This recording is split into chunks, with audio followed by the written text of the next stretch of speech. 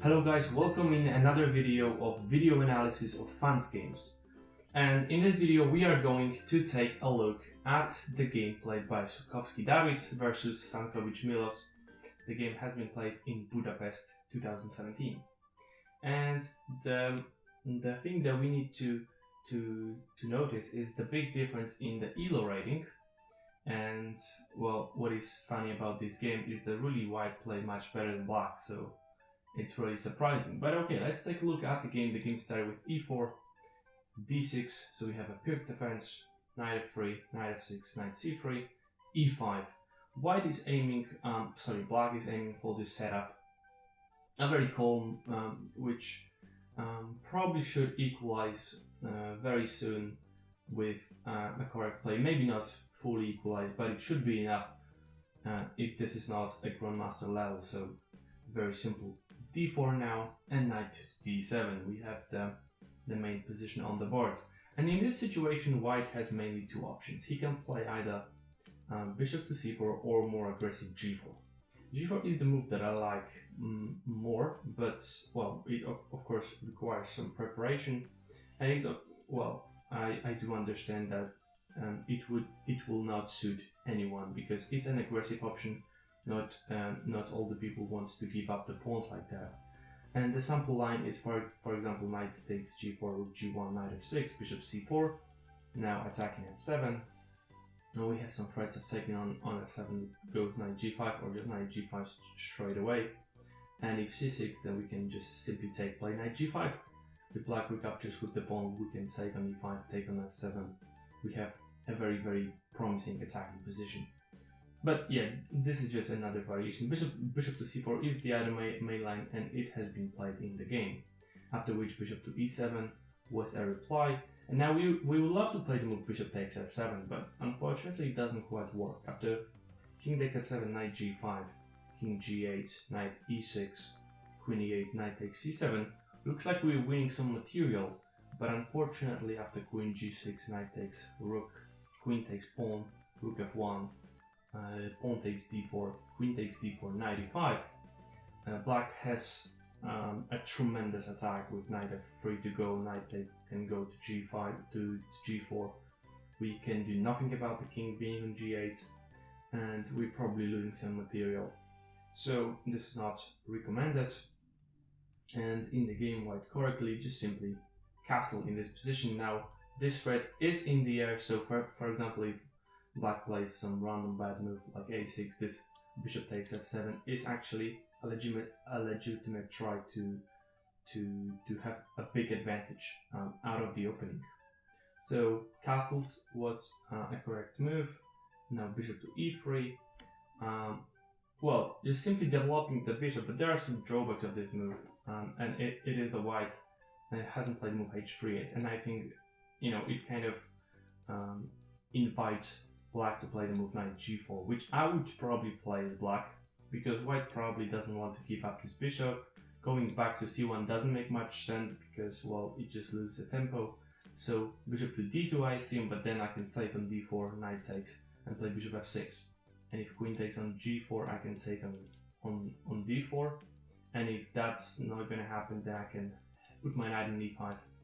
And I have a pretty reasonable position where I can try to control the c4 square later on with knight to b6, and it's a pretty nice position for black, I think.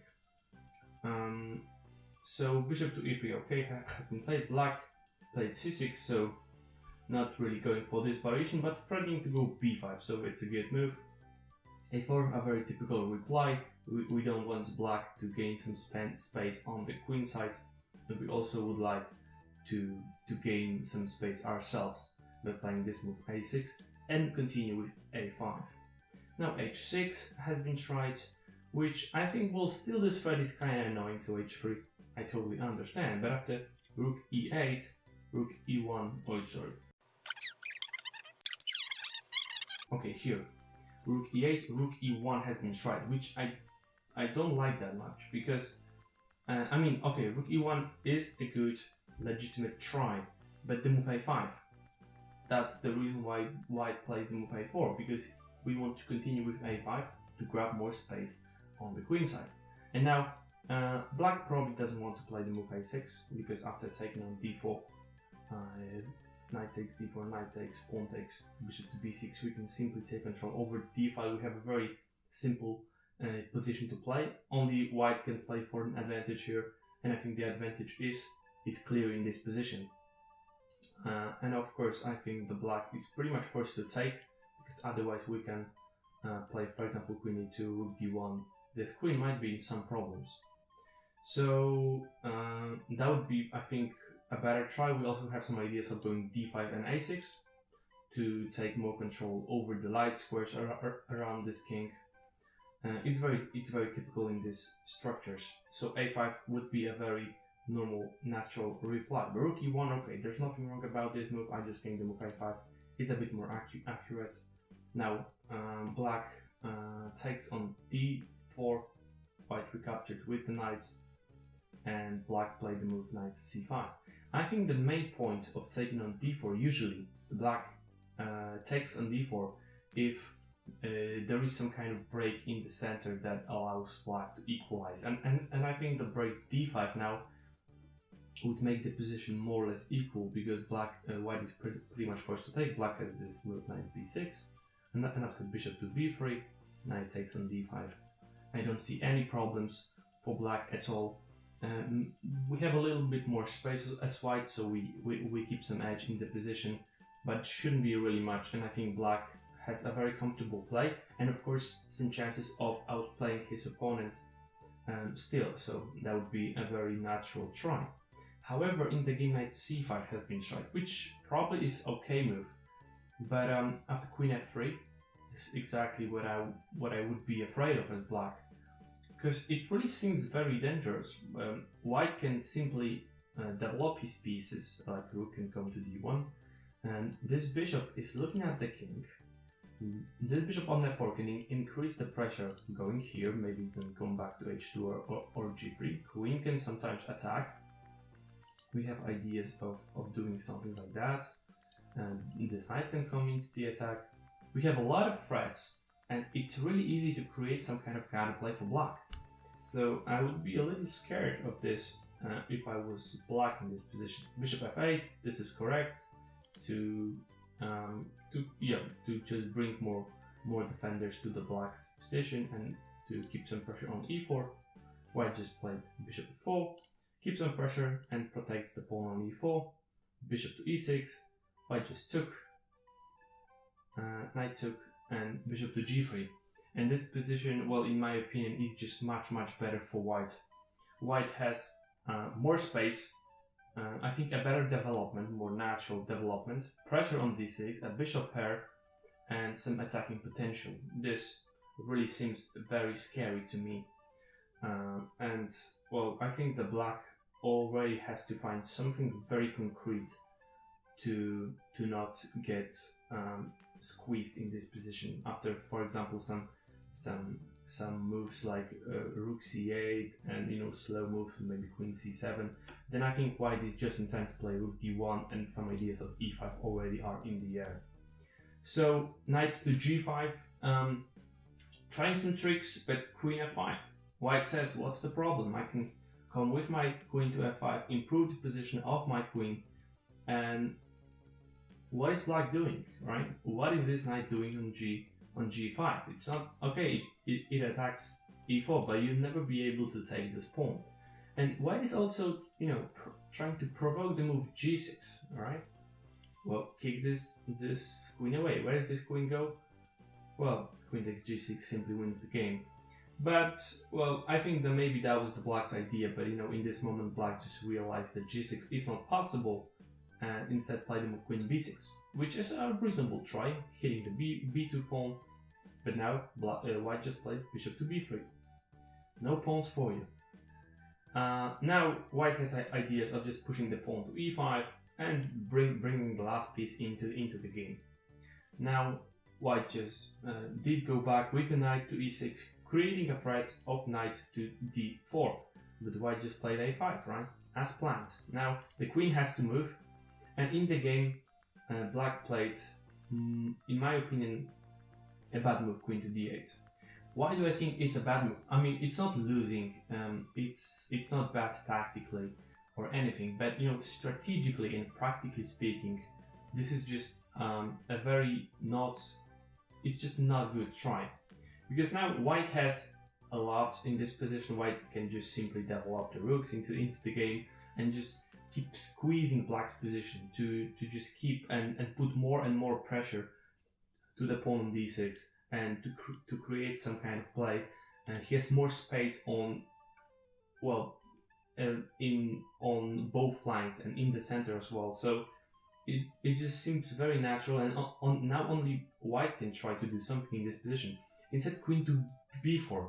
Okay, maybe a little bit more risky, but this is what you should be aiming for as black, especially when you play against slightly lower rate opponents, because you would like to complicate things. Now, of course, white has a very strong continuation with a4, queen c5 and e5, and this is probably the only way for white to have the advantage. So I think that this is the best the white can do in this position. But now, you know, the position is just complicated. Black has some strong options because, well, for now white is not threatening to take because this queen is pinned. And for example, the move like knight d4, you know, it asks some questions, and the only actually real way for white to keep the advantage is to give up the exchange, but white has a very strong move, rook e4, queen c5, rook c4, queen a5, rook a4. Now the queen goes back and knight to e4. And as we can see, this position is still not lost for black. Black has a tactical move, rook takes e5, giving back the exchange. The position is very complicated, not clear. White is of course better and have some advantage, but as we can see, those moves were not easy to find at all. And that's really something the black should try and do, instead of going queen d8, which just kind of says that, okay, black is going to try to play this position, which is much worse for black to the rest of the game. White just simply put his rook into the game, g6 now, queen f3, knight g5.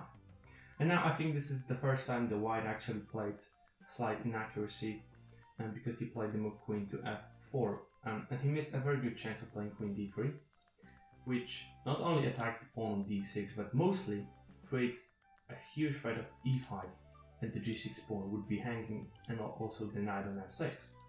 And probably black's best try would be now to play this move, and knight e6, but after bishop takes d6, bishop d6, queen d6, black can of course gain his pawn back with queen a5, but first of all we gain a central pawn for the a pawn, and secondly after queen g3 we have ideas of going e5, knight e6, holes on the dark squares, and total domination of the center, ideas of bishop takes e6, queen takes g6 in the future, if black's ever gonna go for some trades in d8.